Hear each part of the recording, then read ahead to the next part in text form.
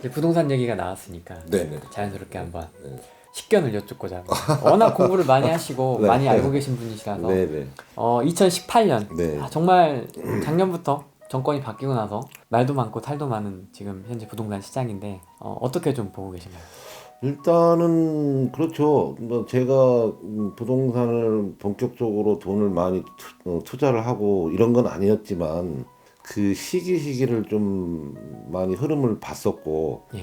특히 이제 IMF 때 이후로는 저희 업계에선 그랬었어요. 그러니까 예를 들어서 공사를 하거나 납품을 하면은 건설사들이 대물이라고 그러죠. 그러니까 현금 결제를 안 하고 아파트로 결제를 해주면 어떠냐 이런 얘기를 상당히 많이 들었었는데 네네.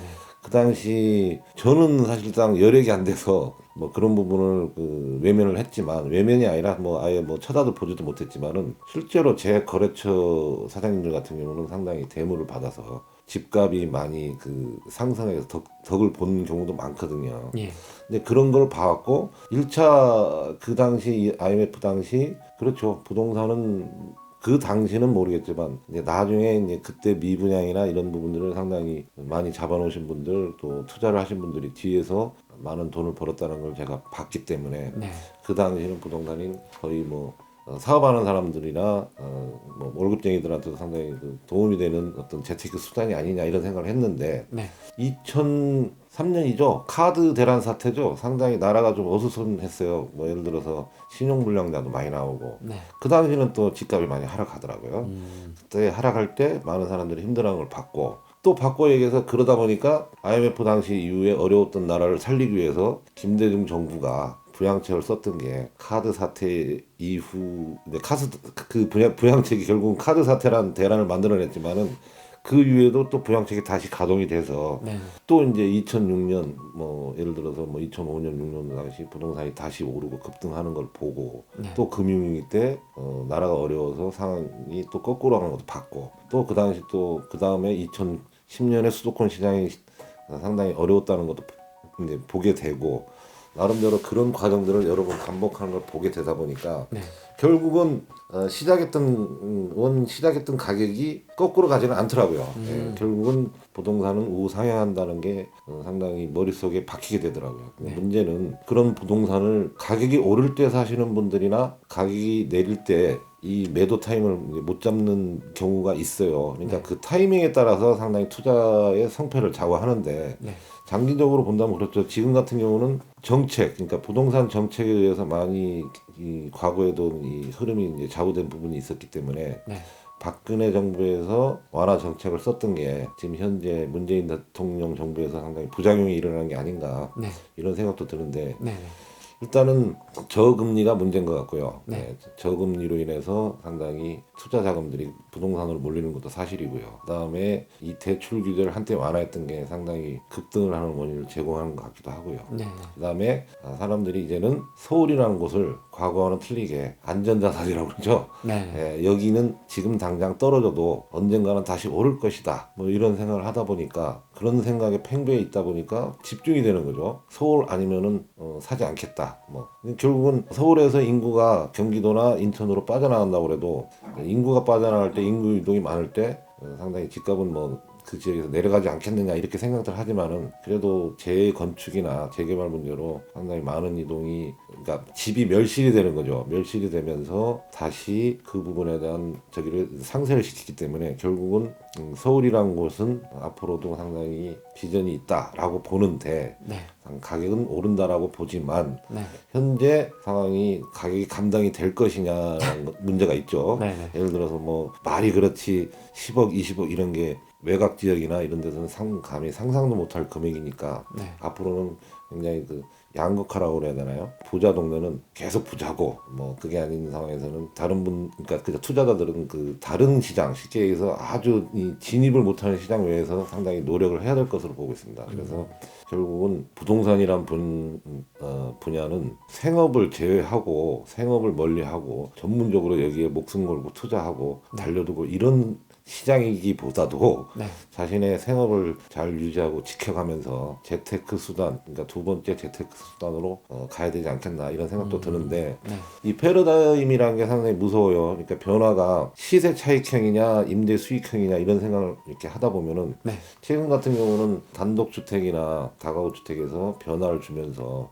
집 자체를 리모델링을 하는 거죠. 건물 자체를 여러 세대로 리모델링을 한다든지 이런 부분을 변화를 주면서 임대 수익을 이렇게 원하시는 분들이 늘어나다 보니까 네. 결국 장기적으로는 전세에 대한 부분은 급작스럽게 이렇게 줄어들지는 않겠지만은 멀리 바라본다 그러면은 저금리하고 맞물려서 임대 수익을 원하는 그런 분들이 상당히 많이 늘어날 것 같아요. 그럼 결국은 패러다임이 변하는 거죠. 월세 수익 시세 차익보다는 월세 수익 쪽으로 많이 사람들이 생각할 것 같아요. 사실 최근 한 3, 4년 네네. 정도는 갭 투자라 그래서 네, 갭 투자랍니다. 예. 전세 투자가 엄청 성행을 했었는데 네.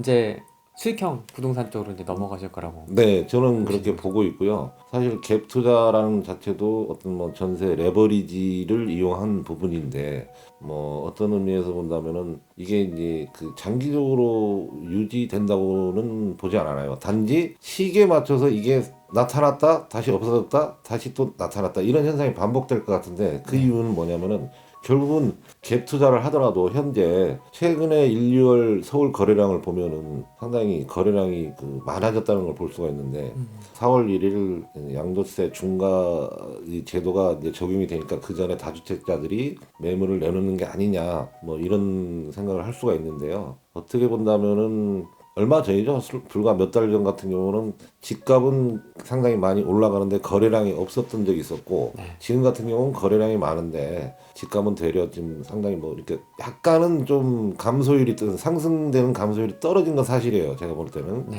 그런 상황에서 전셋값이 상당히 내려가 있습니다. 왜냐 집을 살 만한 사람들이 다 샀다는 얘기죠. 네. 그러면 이런 시기에서는 전세 레버리지를 이용한 갭 투자는 상당히 위험할 수도 있다는 얘기죠. 예. 특히 외곽적으로는 공급량이 많기 때문에 네. 이 부분을 볼 때는 현 시점에서 특히 이런 시기에서는 갭 투자가 수고로 들었다가 나중에 또 작년 재작년 같이 전세가가 또 공급량이 딸릴 때는 또 그걸 이용하는 그런 투자도 있을 수도 있겠다 생각은 드는데 네. 뭐 확실한 건 모르겠습니다. 제가 신이 아닌 이상은 그렇죠. 네. 뭐 단 제 생각뿐이고 그 중간에 이제 그 임대 사업자들 문제가 이제 거론이 되는데요. 네. 장기적으로 본다면은 단기적으로는 정부가 생각하는 어떤 집값, 전월세값을 안정시킬 수도 있다고 생각을 하지만 네. 도심 재생도 마찬가지거든요. 네. 당장 재개발 대규모 재개발이 아니고 연장을 하는 거죠. 그러니까 좀 중지를 당분간은 이 재개발이나 이런 걸 좀 못하게 하는 부분이 있다고 보는데 그거하고 맞물려서 한동안은 뭐 전세 매물이나 매매라는 어떤 매물들이 또 귀해질 수도 있다고 생각한다면은 아직은 부동산 시장이 급락한다. 떨어질 것이다. 이거는 모릅니다. 솔직히 제가 봤을 때는 단지 이제 한 가지 확실한 거는 2008년이나 2003, 4년, 1998년 IMF나 어떤 위기 상황이 닥쳐오지 않는 이상은 네. 시장은 그렇게 급락할 것 같다는 생각은 들지는 않습니다. 투자자 말고도 네. 신혼부부라든지 네. 내 집 마련이 필요하신 가정이 있거든요. 네. 그래서 서울이나 네. 수도권 쪽에서 내 집 마련을 원하시는 분들에게 해주고 싶으신 말씀 있으세요? 글쎄요, 뭐 일단은 저도 집을 없는 사람이 샀을 때는 상당히 기분이 좋았지만은 뭐 시기란 게 그렇지 않을까요? 뭐 예를 들어서 지금 당장 과거로 돌아갈 수는 없는 문제니까 현실적으로 봐서는 뭐 지금 뭐 평균적으로 서울 집값이 평당 6, 7억을 한다고는 하지만 꼭 그 강남에 진입해야지 내 집을 얻을 수 있는 것도 아니고 아주 좋은 지역을 사야지 내 집 마련을 할 수 있는 것도 아닌 만큼 눈높이를 좀 맞춘다면은 신혼 시기는 일단은 가격에 주안점을 두는 것보다는 어떤 가정의 평화로움 그다음에 뭐 예를 들어서 집을 가졌다는 그런 생각들을 본다면은 네. 물론 아쉽죠. 뭐 그런 입장에서는 아주 좋은 아파트 아주 뭐 분양 그러니까 예를 들어서 큰 아주 단지들 이런 게 뭐 또 용산 마포부터 해서 아주 잘 나가는 지역들에 들어가고 싶은 건 사실이겠지만은 네. 분양도 괜찮습니다. 뭐 괜찮다고 그러면 분양 받는 것도 괜찮은데 네. 눈높이를 약간 낮추고 그 다음에 나의 어떤 그 분수라 그러면 좀 제가 좀 건방진 것 같고 예, 능력에 맞는 그런 범위 내에서 네.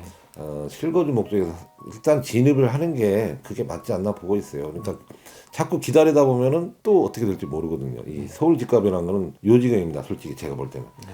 저도 상당히 과거에 그 어떤 시장 흐름을 많이 봤었고 네네. 변화를 봤지만 요즘 같은 경우는 참 드문 경우가 되겠네요. 네. 그러면 전세보다는 이왕이면 네, 그렇습니다. 제가 뭐 전세 뭐 사실 말이 그렇지만은 인테리어 공사를 해봐도 네. 대출을 받건 어쩌건 집을 사신 신혼부부들 제가 공사를 많이 해주지만은 네. 상당히 그 입가에 맺힌 미소들이 상당히 행복해 보이고 그렇죠. 저도 전세를 겪어봤지만은 네네. 과정을 거쳤지만은 내 집 하나 있는다는 게 상당히 나중에 아이를 낳고 아이들이 컸을 때 그렇죠. 뭐 할 얘기가 그거죠. 그러니까 뭐 나는 열심히 살았으니까 너희들도 뭐 최선을 다해라 이건데 네. 단지 조금 아쉬운 거는 뭐 예를 들어서 작년 재작년에도 제가 공사를 하면서 신혼부부들한테 물어봤지만은 네. 그 사람들 입장에서는 이게 맞게 산다고 너무 가격이 높아요. 그러니까 그런 가격들이 지금 현재 제가 봐도 부담은 될 것 같아. 그러면 정부에서는 좀 더 저렴한 주택을 좀 공공주택이나 뭐 이런 쪽에서 신혼부부를 위해서 네. 좀 공급하는 것도 괜찮다고는 보고 있는데 네. 뭐 이런 얘기까지는 좀 할 필요는 없겠지만은 정부가 네. 이 부동산 정책을 살짝 얘기하겠습니다. 이 정치 논리로도 자꾸 접근을 하는 게 좀 아쉬운 때도 있어요. 뭐 네. 네. 확신할 수는 없습니다. 제가 네. 그거는 네. 일단 전세보다는 내 집 마련에 상당히 주안점을 두고 있습니다. 네. 아마 이 채널이 커지면 정부 당국자들도 아마 어, 보지 네. 않을까? 네. 도망가야죠. 네. 도망가야죠. 꼭 네. 보시고 좀 네. 참조를 해주셨으면 좋겠네요. 네네네.